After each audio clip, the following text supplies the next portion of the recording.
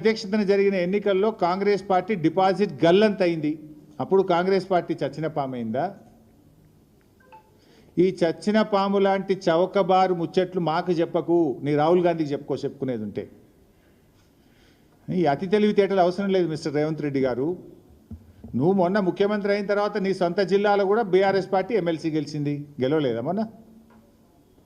అహంకారంతో మాట్లాడితే ప్రజలు నిన్ను అత్తపాతాల లోకానికి దొక్కుతారు బిడ్డ, జాగ్రత్త అని హెచ్చరిస్తా ఉన్నా నేను. నీకు బేసిన్ల గురించి మినిమం అవగాహన లేదు. దేవాదులు ఏ బేసిన్లో ఉందంటావు, బంకచెర్ల యాడు ఉందంటావు. బాసన్ల గురించి తెలిసినంత ఈజీ కాదు బేసిన్ల గురించి తెలుసుకోవడం. కనీస అవగాహన లేకుండా మాట్లాడి ఈ రాష్ట్రం పరువు తీస్తూ ఉన్నావు నువ్వు. ఇవాళ ఏదో సామెత ఉంటే చూడు, భయం లేని కోడట బజార్లో గుడ్డు పెట్టిందట. నీ తీరు కూడా గట్లే ఉంది. ఈయనట కేసీఆర్ను ప్రశ్నిస్తారట. బంకచర్ల మీద ఈ బొంకుడు రాజకీయాలు బంద్ పెట్టు. రేవంత్ రెడ్డి గారు, నాడు బాబు కోసం బ్యాగులు మోసి బ్యాగ్ మ్యాన్గా పేరు తెచ్చుకున్నావు. నేడు అదే బాబు కోసం, బంకచర్ల కోసం బొంకు మ్యాన్గా మారిపోయినావు. నువ్వు బొంకుతా ఉన్నావు, అన్నీ నిజాలు మాట్లాడతలేవు నువ్వు. నువ్వే చెప్పినావు. అయినా ఏం చెప్పినావు నువ్వు? నా స్కూల్ బీజేపీ, నా కాలేజ్ తెలుగుదేశం, నేను ఉద్యోగం చేస్తున్నది కాంగ్రెస్ పార్టీలో అని నువ్వే చాలాసార్లు చెప్పినావు మిస్టర్ రేవంత్ రెడ్డి. ఇలా నువ్వు టెక్నికల్గా కాంగ్రెస్ ముఖ్యమంత్రివి, కానీ నీ హృదయం అంతా కూడా ఇంకా అక్కడనే ఉన్నదని ఇలా అర్థమవుతా ఉంది రాష్ట్ర ప్రజలకు. ఎందుకంటే నీ స్కూలింగు, కాలేజీ జ్ఞాపకాలు నేను విడిచిపెడతలేవు. ఇంకా నీ మనసు అంతా అక్కడనే కొట్టుకుంటున్నది. ఎందుకంటే నీ ఆచరణలోనే కనబడుతుంది. నేను చెప్పాల్సిన అవసరం లేదు. పోయినసారి కృష్ణా జలాల్లో 65 టీఎంసీలు ఆంధ్రాకు ఎక్కువ ఇచ్చినటువంటి తీరు కానీ, ఇలా గోదావరి బనకచెర్లకు నువ్వు తలుపులు తెలిసిన తీరు కానీ ఏమర్థమవుతుంది? నీ స్కూల్ ఏజ్లో, కాలేజ్ ఏజ్లో ఉన్న ఆ చంద్రబాబు నాయుడు గారితోనో తెలుగుదేశం పార్టీతో ఉన్న నీ అనుబంధాలు ఇంకా నువ్వు మర్చిపోలేకపోతున్నావు. ఇవాళ స్పష్టంగా నేను ఆధారాలతో సహా చెప్పదలుచుకున్నా. ఇప్పుడు చంద్రబాబు నాయుడు గారిని ఈయన ప్రజాభవన్కు పిలిచిండి ఈ మధ్యలో, పోయిన సంవత్సరం మీ అందరికీ తెలుసు. జూలై 6, 2024 జూలై 6, 2024 నాడు 2 రాష్ట్రాల మధ్య సమస్యలు పరిష్కరించుకుందామని ప్రజాభవన్కు చంద్రబాబు నాయుడు గారిని ఆహ్వానించాడు. ఆహ్వానించిన తర్వాత ఆ విభజన హామీల ముసుగులో గోదావరి బనకచెర్ల చీకటి ఒప్పందం ప్రజాభవన్ ఆధారంగా రేవంత్ రెడ్డి చంద్రబాబు నాయుడు మధ్య జరిగింది. ఎందుకంటే జూలై 6, 2024 నాడు ప్రజాభవన్లో రేవంత్ రెడ్డి చంద్రబాబు నాయుడుల మీటింగ్ జరిగింది. ఆ తర్వాతనే ప్రాజెక్టు పనులు స్టార్ట్ అయినాయి. రేవంత్ రెడ్డి గారు అదే రోజు ప్రజాభవన్ వేదికగా తెలంగాణ నీటి హక్కులకు మరణ శాసనం రాసిండు రేవంత్ రెడ్డి. ఆ తర్వాత ఏమైంది?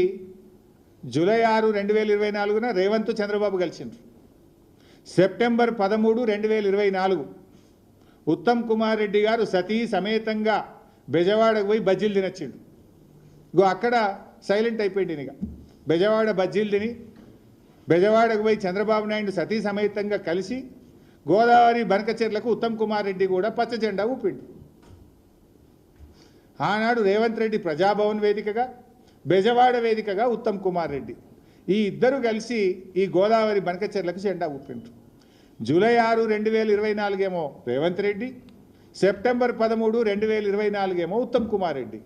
కరెక్ట్గా మీరు డేట్లు చూస్తే దాని తర్వాత ఇదే క్రమంలో నవంబర్ 15, 2024 నాడు ఆంధ్రప్రదేశ్ ముఖ్యమంత్రి చంద్రబాబు నాయుడు గారు ఇది నిర్మలా సీతారామన్ గారికి లెటర్ రాసిండ్రు. మీరు కలవంగానే లైన్ చూడండి. ఫస్ట్ రేవంత్ కలిసిండు, సెకండ్ ఈయన పోయి రేవంత్ రెడ్డి గారు దూలంగానే ఉత్తమ్ కుమార్ రెడ్డి సతీ సమేతంగా వేయించిండు బెజవాడకు. ఈయన సెప్టెంబర్లో పోగానే నవంబర్ నెలలో మన చంద్రబాబు నాయుడు గారు నిర్మలా సీతారామన్కు గోదావరి బనకచెర్ల ప్రాజెక్టుకు డబ్బులు ఇవ్వండి అని చెప్పి రాశాడు. దీని తర్వాత మళ్ళీ డిసెంబర్ నెలలో 80,000 కోట్లు ఇవ్వండి మాకు అని చంద్రబాబు నాయుడు గారు డిసెంబర్లో నిర్మలా సీతారామన్ గారికి ఉత్తరం రాసిండ్రు. నవంబర్లోటి, డిసెంబర్లోటి. అయితే ఇంత జరిగిన ఇంత కుట్ర జరిగినా కూడా రేవంత్ రెడ్డి మౌనంగా ఉన్నాడు. తెలంగాణ ప్రభుత్వం మాకు ఏం తెలియదు అన్నట్టు నటించిండు. ఉత్తమ్ కుమార్ రెడ్డి, రేవంత్ రెడ్డి ఇద్దరు నటించిండు. నవంబర్లో direct open letter Chandrababu Naidu గారు కేంద్ర ప్రభుత్వానికి లేఖల మీద లేఖలు రాస్తుండు. డిపిఆర్ తయారైతుంది, లేఖలన్నీ బయటకు వచ్చినాయి. నవంబర్లో ఒక లెటర్ రాసిండు, డిసెంబర్లో ఒక లెటర్ రాసిండు, పోయి కేంద్ర జలవనరుల మంత్రిని కలిసిండు, పీపీటీ ప్రజెంటేషన్ అవుతుంది, డిపిఆర్ తయారైతుంది. కానీ ఇంత జరుగుతున్నా ఈయన గారు మౌనం వహిస్తాడు, నాకేం తెలియదు అన్నట్టున్నాడు. ఆనాడు బీఆర్ఎస్ పార్టీ అసలు దీన్ని బయటకు తెచ్చింది, పోరాడింది బీఆర్ఎస్ పార్టీ. ఆ రోజు జనవరి 24వ తేదీ నాడు ఇదే తెలంగాణ భవన్లో నేను ప్రెస్ మీట్ పెట్టి ఈ విషయాన్ని బయటకు తెచ్చి లేఖలు బయట పెట్టినా.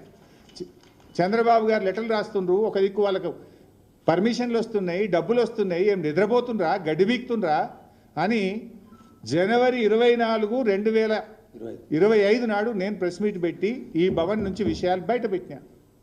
మేం బయట పెట్టినాక అప్పుడు బ్యాక్ డేట్లో ఈయన ఉత్తరాలు రాసుడు స్టార్ట్ చేశాడు. అది కూడా ఒకసారి నేను మీకు చూపిస్తా. అది పెట్టు బాబు ఒకసారి. అసలు మనం ఎప్పుడు లేఖ రాసిన పెట్టినావా? మీరు చూడండి ఎప్పుడు రాసిండ్రు. జనవరి 24, 2025 నాడు ఫస్ట్ నేను ప్రెస్ మీట్ పెట్టినా. నేను ప్రెస్ మీట్ మధ్యాహ్నం 4 గంటలకు పెట్టినా.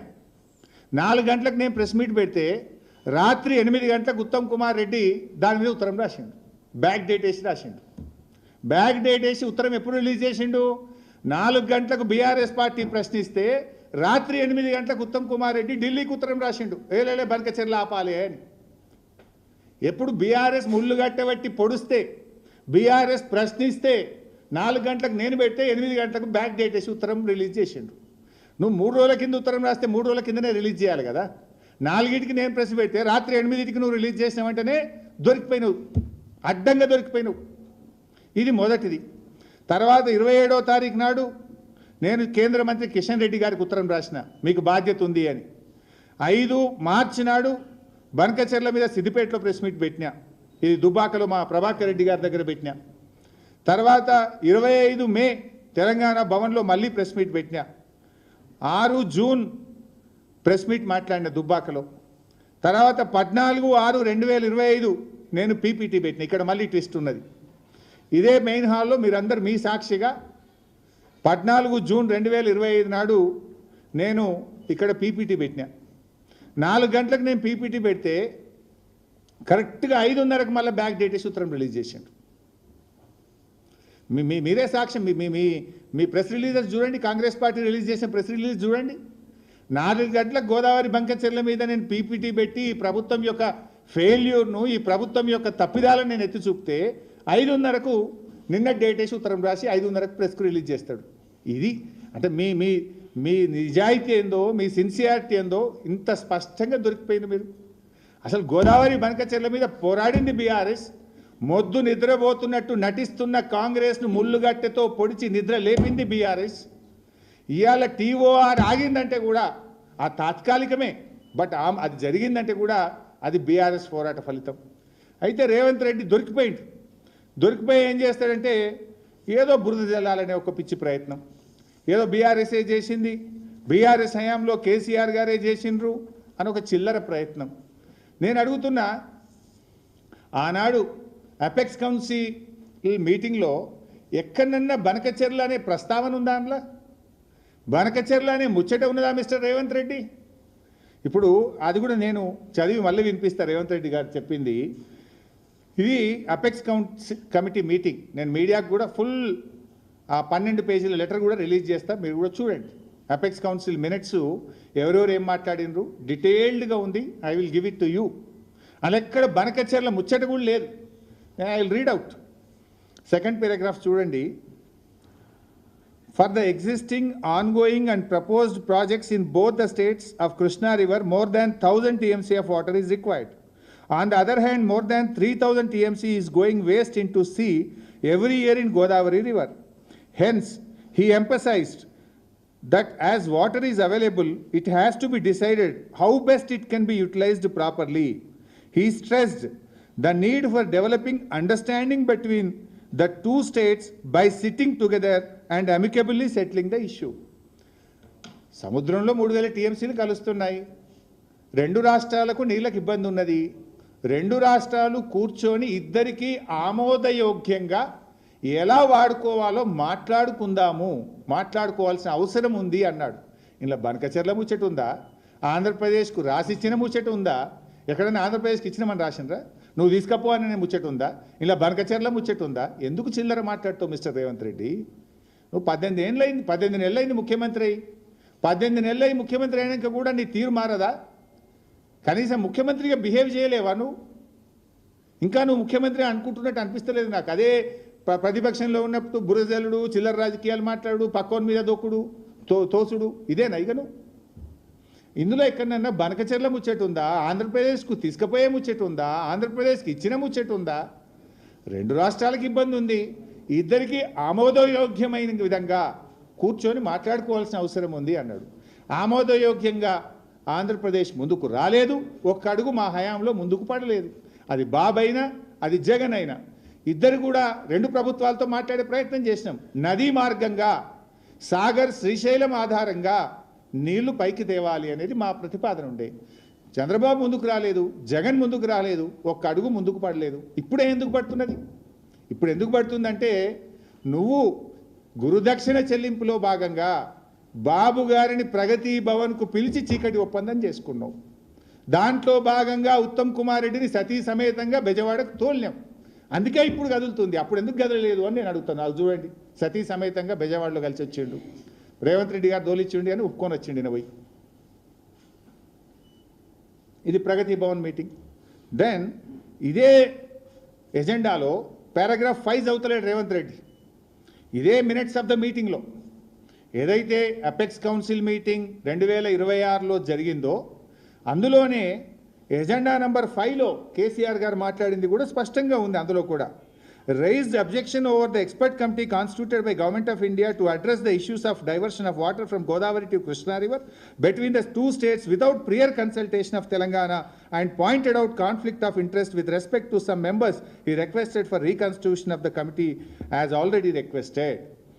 ఇందులోనే స్పష్టంగా చెప్పిండ్రు, మా అనుమతి లేకుండా, తెలంగాణ చర్చ లేకుండా, తెలంగాణతో సంప్రదించకుండా ఆంధ్రప్రదేశ్కు గోదావరి నీళ్లు మళ్లించడం పట్ల ఆ కమిటీలో ఉండే సభ్యుల యొక్క తీరు పట్ల కేసీఆర్ గారు చాలా స్పష్టంగా తన నిరసనను కూడా తెలియజేసిన విషయాన్ని ఇందులో స్పష్టంగా చెప్పారు.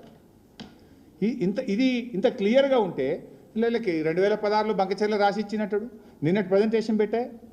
ఇది మీరు చూసిండ్రు. నిన్న వాళ్ళు ఏం ప్రజెంటేషన్ పెట్టిండ్రో కూడా ఒకసారి చూడండి. హెడ్డింగు నిన్న కాంగ్రెస్ పార్టీ ఉత్తమ్ కుమార్ రెడ్డి గారు, రేవంత్ రెడ్డి గారు కలిసి పెట్టిండ్రు. ఏం రాసిండ్రు పైన? 2016లో గోదావరి పెన్నా నదుల అనుసంధానంపై ప్రతిపాదన.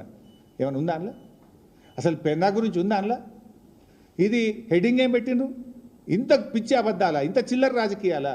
ఇంత నీచంగా దిగజారాలా మిస్టర్ రేవంత్ రెడ్డి? నువ్వు రాసిన దాంట్లో కింద యాజ్ ఇట్ ఈజ్ నువ్వు తెలుగు అనువాదం చేసినావు. అలా ఎక్కడన్నా పెన్నా అనే పదం ఉందా? ఆంధ్రప్రదేశ్కి ఇచ్చిన పదం ఉందా? ఇలా అసలు విషయాన్ని కొంచెం అండర్లైన్ చేయలేదు చూడండి లాస్ట్కు. ఇది ఏముందా కనబడుతుంది కొద్దిగా అందులో క్లియర్గా అదే పెట్టదు. బస్ చాలు. 2 రాష్ట్రాల మధ్య అవగాహన భావంతో సమస్యలు చర్చించి పరిష్కరించుకోవాల్సిన అవసరం ఉందని ఆయన హితవు పలికారు. దాన్ని అండర్లైన్ చేయలేదు. ఎక్కడన్నా ఇందులో పెన్నా అనే పదం ఉందా? పక్కన ఇంగ్లీష్లో ఉంది, ఈ పక్కన తెలుగులో ఉంది. నువ్వు హెడ్డింగ్ ఏం పెట్టినావు? 2016లో గోదావరి పెన్నా నదుల అనుసంధాన ప్రతిపాదన. అంటే ఇంత చిల్లర దివాలా కోరు దిక్కుమాలిన చిచ్చోర రాజకీయం రేవంత్ రెడ్డి చేస్తున్నాడు. పెట్టు, అసెంబ్లీ పెట్టు, నీ బట్టలు ఇప్పుతాం, మాట్లాడతాం గట్టిగా. నీళ్ళేందో పాలేందో తేలుతాం అసెంబ్లీ సాక్షిగా, రాష్ట్ర ప్రజల సాక్షిగా, శాసనసభ సాక్షిగా. ఎవరు అబద్ధాలు మాట్లాడుతుండో, ఎవరు నిజాలు మాట్లాడతారో మాట్లాడదాం అసెంబ్లీలో. మైక్ కట్ చేయగాడ మైక్ కట్ చేస్తాడు మళ్ళా. సరే, నెక్స్ట్ కెమెరా వాళ్ళ సైడ్ పెట్టాడు. మా మాణిక్యరావు సార్ మంచిగా యాడ్ చేస్తుండు. నన్ను చూపిస్తలేరు అసెంబ్లీలో. నేను మాట్లాడుతుంటే నా బొమ్మ కనబడదు, మైక్ కెమెరా తిప్పేస్తాడు. సరే, అయితే ఇక్కడ ఇంకొక విషయం కూడా ఏంటంటే ఇది మీరు స్పష్టంగా